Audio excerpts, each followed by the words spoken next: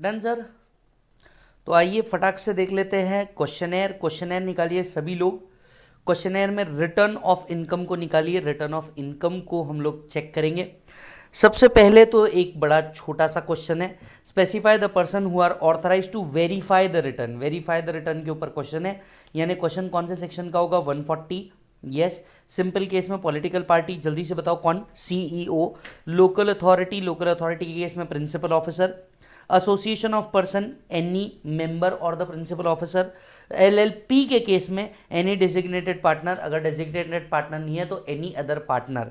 Any other partner if they are not able to verify, right? Or other person prescribe, or other person prescribe. Is that done? Very easy question. Who will verify the return? ये past examinations के कुछ question है। Next question has been asked in May 2011 in the examination. मई 2011 में examination में पूछा गया था, but I am pretty sure कि आप इसका जवाब दे दोगे। State whether the following assessee have to file return of income and if so the due date for the assessment year. So आपको बताना है whether he needs to file return and if yes what are the due dates. First, a public charitable trust मतलब are we talking about 139(4)(a) a charitable trust? A public charitable trust registered under the Act running an educational institute with aggregate annual receipts of 2 crore and total income is 3,20,000. Is the account of the trust liable for audit under 44AB of the Act? Second, a registered trade union having an income from let out 1 lakh rupees. A public trust hospital having an aggregate receipts of 200 lakh and availing an exemption under 1023C with a total income of 1,10,000. Now सबसे पहले charitable trust जिनकी total income आ रही है 3,20,000 rupees, बताइए कि क्या इन्हें return भरना है? चलिए याद करते हैं 139(4)(a). If in case of a trust income exceeds what? Income exceeds the total amount not chargeable to tax, they must file return of income before claiming any exemption under 11 and 12. Further, if income exceed basic exemption limit, tax audit is also mandatory. क्या लिखना होगा? 139(4)(a) का reference देना होगा। As per 139(4)(a) of the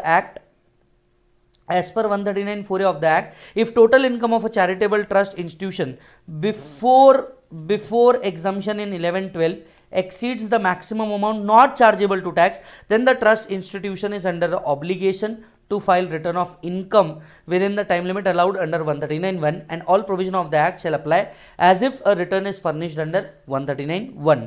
Therefore, in the present case, the charitable trust is required to file the return under 139(4)(a) and the due date will be 31st October of the assessment year with respect to amendment. The accounts of the trust is further liable to audit as per the requirement of 11 and 12. However, tax audit is not required since the trust is not carrying on business and profession. As per section 139(4)(c).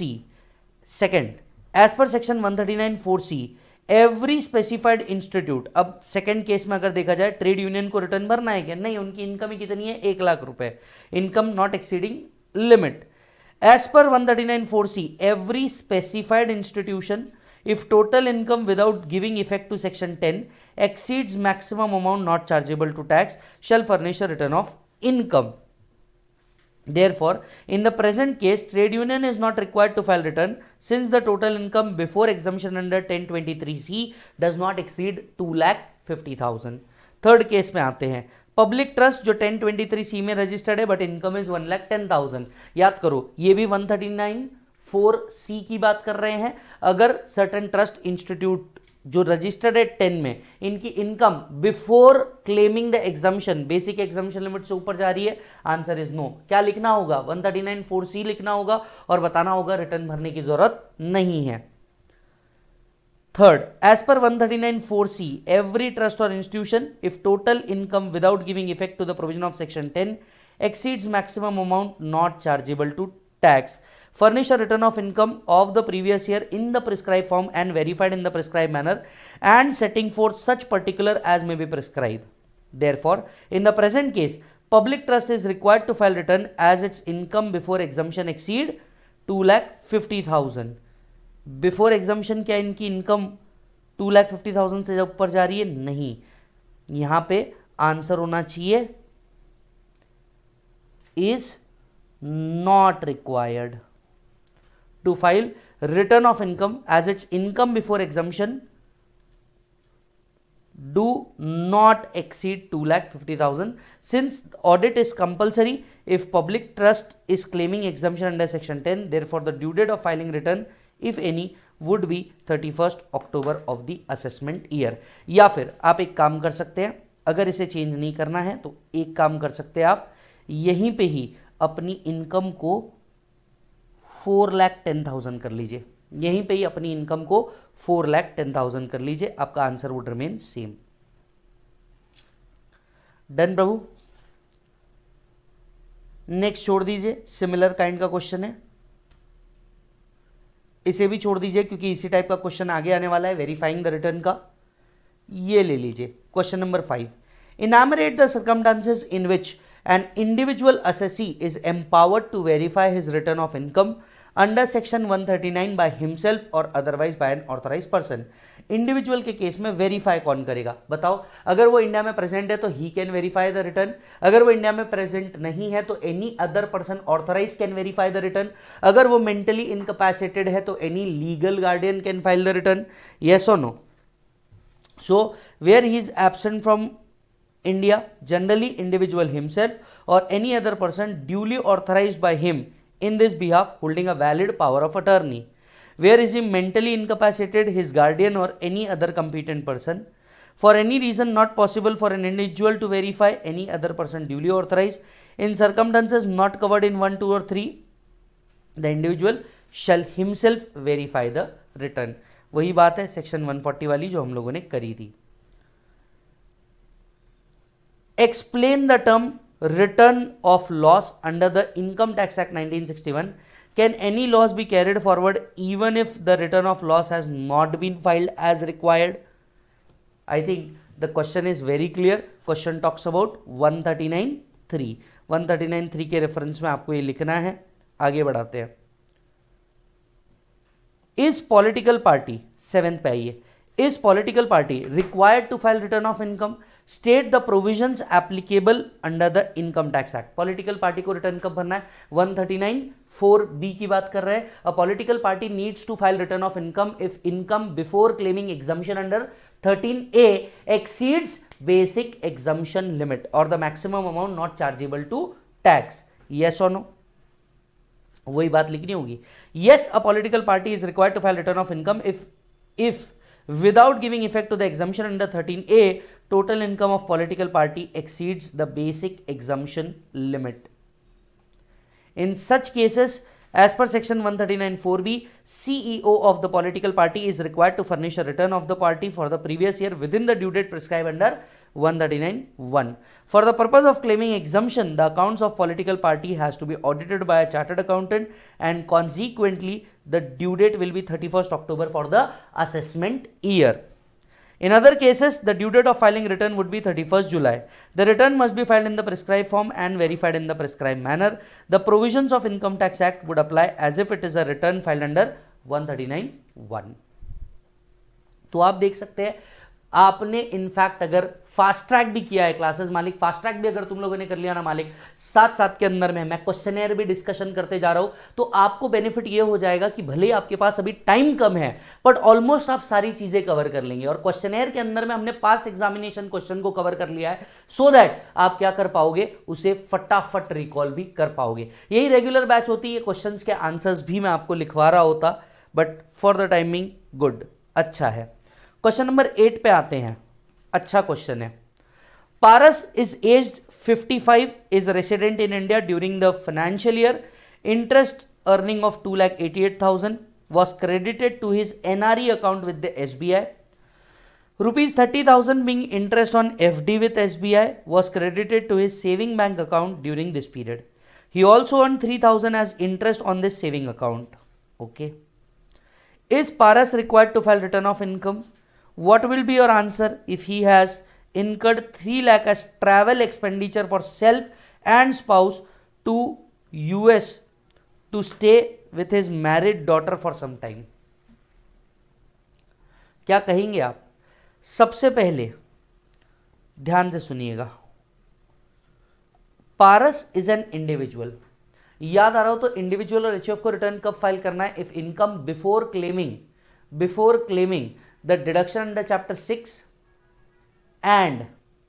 and 54 series exceeds the basic exemption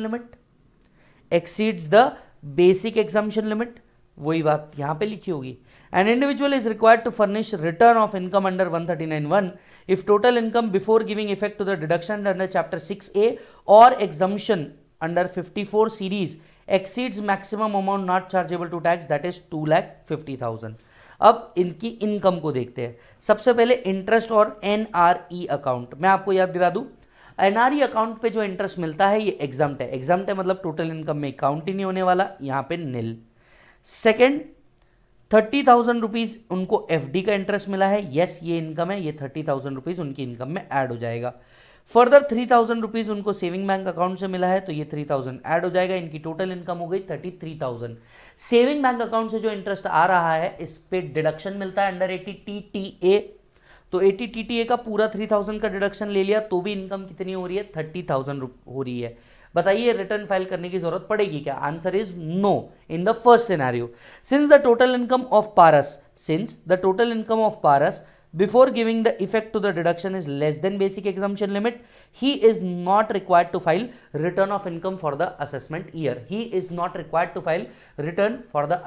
year। हाँ, दूसरा सवाल question का, what will be your answer अगर 3 लाख रुपए उसने foreign travel के लिए खर्चा किया है, खुद के लिए और स्पाउस के लिए। अब ऐसे केस में इनकम कुछ भी हो जाए, फॉरेन ट्रैवल पे लिए, खुद के लिए या किसी और के लिए 2 लाख रुपए से ज्यादा का खर्चा किया तो रिटर्न भरना मैंडेटरी हो जाता है as per the 7th proviso to section 139(1), वही लिखा होगा। In the above solution interest 238 earn in the NRE account. अच्छा, ये वो वाला पॉइंट है। If he has incurred the expenditure of 3 lakh, NRE account से रिलेटेड बात बोलिए, if he has incurred the expenditure of 3 lakh on foreign travel and spouse, he has to mandatorily file the return of income on or before the due date mention under 139(1). Hard लग रहा है मालिक? कुछ लग रहा है कि हाँ फास्ट ट्रैक के अंदर में भी सारी चीजें आपकी आराम से हो सकती है, and these all are past examination question. इसके अंदर में आरटीपी एमटीपी भी कवर किया गया है क्वेश्चनर बनाते वक्त, इसके अंदर में मॉड्यूल भी कवर किया है, उनके जो बेस्ट क्वेश्चन है, कुछ बेस्ट रेफरेंस बुक भी कवर करी हुई है, सब कुछ कवर्ड है मालिक। Question number 9, brief explain with brief reason whether the return can be revised under 139(5) of the income tax act in the following cases. बताइए, can a belated return be revise? Yes. इसको तो आप पूरा read भी मत करो, फटाफट आगे बढ़ा देते। Can a belated return be revise? Yes. Can a return already revise be again revise? Yes. Can a loss return be revise? Answer would be yes. Yes और नो? सो ये तीनों का आंसर आपको क्या आएगा? यस ही आने वाला है। इसको रीड करके बिल्कुल टाइम मत लगाइए।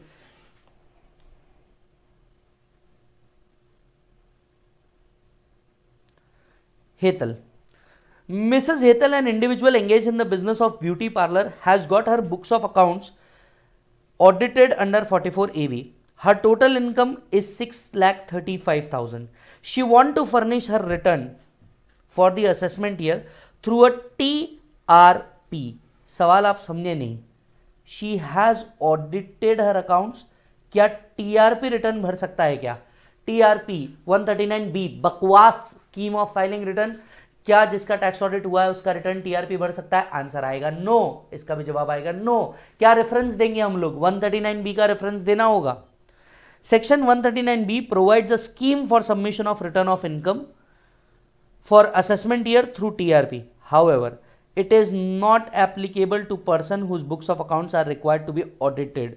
Therefore, Hetal cannot furnish his return for the assessment year through a TRP. Question number 11 I think easy है, कुछ भी नहीं करना है इसके अंदर में, तो इसे आप खुद से करेंगे। Question number 12, mister Vineet submit his return of income on 12th September 2021 consisting of income under the head of salary, house property, bank interest. On 21/1/2022 he realized that he has not claimed deduction under 80 TTA in respect of his interest income on the saving bank account. He want to revise his return of income. Can he do so? Examine. Would your answer be different if he discovered the omission on 21/4/2022?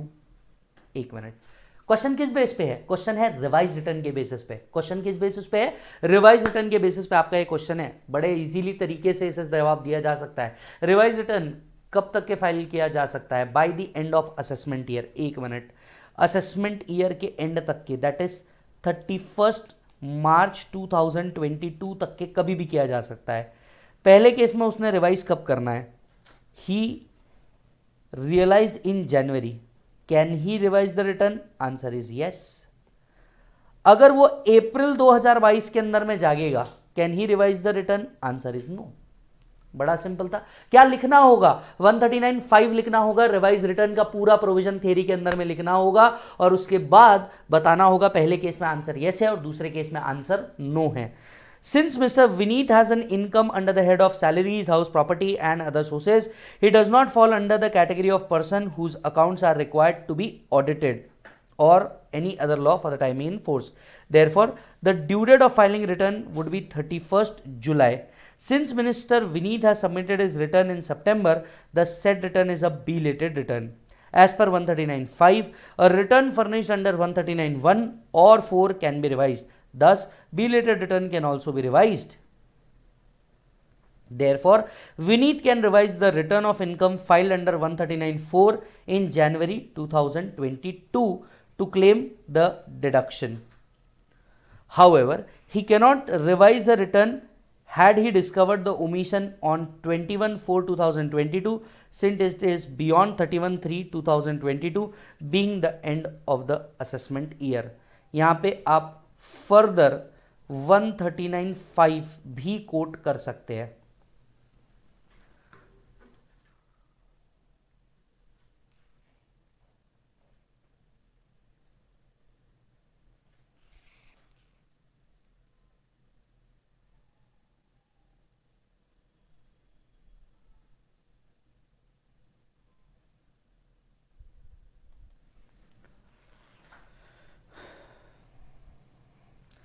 Question number 13 का part A पढ़ें, ये relevant है. Second part तो आप खुद भी देख लो. Where कर्ता of HUF is absent from India, the return can be verified by any male member of the family. सिर्फ मेल मेंबर नहीं, एनी मेंबर कर सकता है, सिर्फ मेल मेंबर नहीं कर सकता. हेंस इसका आंसर तो स्ट्रेट अवे क्या आने वाला है? फॉल्स ही आने वाला है. So this is not so good question, but 13 का ए पार्ट क्वेश्चन अच्छा है, रीड कर दे. Examine with the reason whether the following statements are true or false. The AO has the power to allot PAN to any person by whom no tax is payable. क्या assessing officer को ऐसा कोई power है? Answer is yes. अगर AO को ऐसा लगता है कि this particular person is liable to pay tax और he must have a PAN number, AO किसी को भी क्या कर सकता है? पैन अलॉट कर सकता है. जब आप बेरैक्ट के प्रोविजन पढ़ते हैं सेक्शन 139A के, तो उसमें यह पावर दिया हुआ है और इसके ऊपर एक क्वेश्चन भी आया है. क्वेश्चन देखिएगा. True 139A subsection 2 provides that AO may, having regards to the nature of transaction as may be prescribed, also allot PAN to any other person, whether any tax is payable by him or not, in the manner and in accordance with the procedure as may be prescribed. अगर आप real आज के time पे बात करेंगे तो जिसने अपना आधार प्रोवाइड किया हुआ और उसके पास पैन नंबर नहीं है, AO ऑटोमेटिकली भी तो उसे क्या कर रहा है? पैन ही प्रोवाइड कर रहा है. सेम चीज दूसरे केस में हमने पहले ही बोल दिया था फॉल्स आएगा, क्योंकि मेल मेंबर नहीं, एनी एडल्ट मेंबर उसको क्या कर सकता है? रिटर्न फाइल कर सकता है. रिटर्न के बेसिस पे इतने ही छोटे क्वेश्चन आते हैं, ये सारे पास्ट एग्जामिनेशन क्वेश्चन है, इतने ही छोटे क्वेश्चन आते हैं और इसीलिए मैंने मार्क्स इसको बहुत कम रखा हुआ है.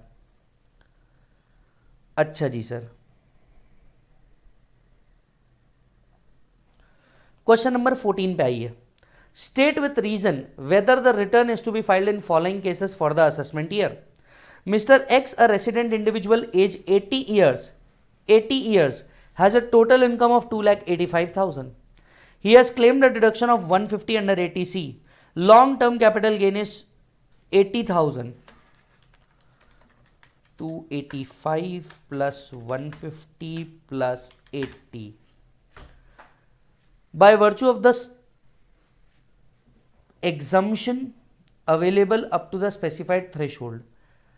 Assume that he has not opted for special provision 115 BAC. क्या उसे रिटर्न भरना है क्या? एक मिनट, बड़े चालाकी से क्वेश्चन को ड्राफ्ट किया गया है, ध्यान से सुनिए। 2,85,000 आपकी इनकम है, ऐड कर लो, कोई प्रॉब्लम नहीं है। प्लस 1,50,000 आपकी इनकम है जो ATC के अंदर में आई है, उसे भी ऐड कर लो। तीसरा, सिर्फ लॉन्ग टर्म कैपिटल गेन 80,000 बताया, लेकिन इसका एग्जम्पशन 112A से आ रहा है, और हमें इंडिविजुअल और HUF को 7th प्रोविजो में तभी ऐड करना है जब वो एग्जम्पशन 54 की सीरीज का हो, ना कि 112 की सीरीज का। क्या हमें ये 80,000 को कंसिडर करना है? Answer is no. आपकी इनकम कितनी हुई? 4,35,000। 2,85,000 प्लस 1,50,000, इसे ऐड बैक नहीं करना। सिंस असेसी का एज 80 ईयर्स है, मालिक, तो ऐसे केसेस के अंदर में would your answer change? Sorry, ऐसे केसेस के अंदर में क्या रिटर्न भरना है? Answer is no, because income does not exceed basic exemption limit. Would your answer change if Mr. X has incurred 1,05,000 towards payment of electricity bill? हाँ, क्योंकि 1,00,000 से ऊपर का अगर आपने इलेक्ट्रिकल कंजम्पशन किया है तब तो रिटर्न मैंडेटरीली फाइल करना है 7th प्रोविजो के अंदर में। सो पहले केस में नो, दूसरे केस में yes. No, he is not required to file return of income as per the provision of 139। Every person whose total income without giving effect to the provision under chapter 6A exceeds the maximum amount not chargeable to tax is required to furnish return. The gross total income of Mr. X before giving the effect to the reduction 150 would be 435, which is less than the basic exemption limit of 5 lakh rupees. Therefore, X need not to file his return of income. Note, yes, the answer would change since Mr. X has incurred the expenditure exceeding 1 lakh towards consumption of electricity. In such a case, he would have to file his return of income on or before the due date under 139(1). Solve करते वक्त आ रहा है मालिक थोड़ा सा confidence कि हाँ यार जिंदगी में हम लोग कुछ तो कर सकेंगे, एटलीस्ट क्वेश्चन आया तो इसको रिप्लाई तो कर सकेंगे। ये क्वेश्चंस सारे के सारे अच्छे हैं, अच्छे लेवल पे बनाए गए क्वेश्चंस हैं, तो सर आप इसे सॉल्व कर सकते हैं। आइए, 2014 में इसके ऊपर एक लास्ट क्वेश्चन पूछा था, इसे आप खुद से करेंगे। इसके अंदर में सॉल्यूशन देखेंगे, मैंने पूरा का पूरा दिया हुआ है, इसे आपको क्या करना है मालिक? खुद से करना है। यहां हमारा क्या होता है सर? एक और टॉपिक खत्म होता है, topic is return of income.